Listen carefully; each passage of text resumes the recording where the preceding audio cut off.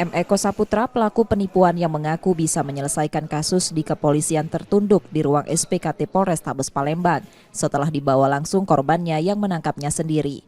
Dalam laporannya sambil membawa pelaku, korban menyebut pelaku mengetahui dirinya membuat laporan polisi atas penganiayaan yang dialami.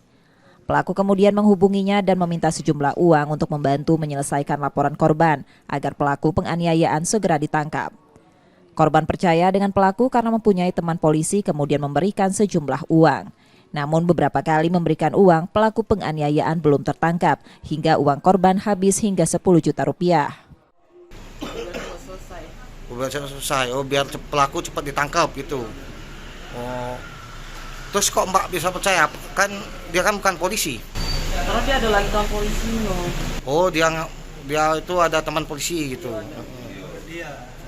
Situasi tersebut kan dengan cara mengimbing-imbingi terlapor bahwa laporan yang sedang diproses di unit Pidum akan segera dinaikkan sidik dan segera ditangkap pelakunya.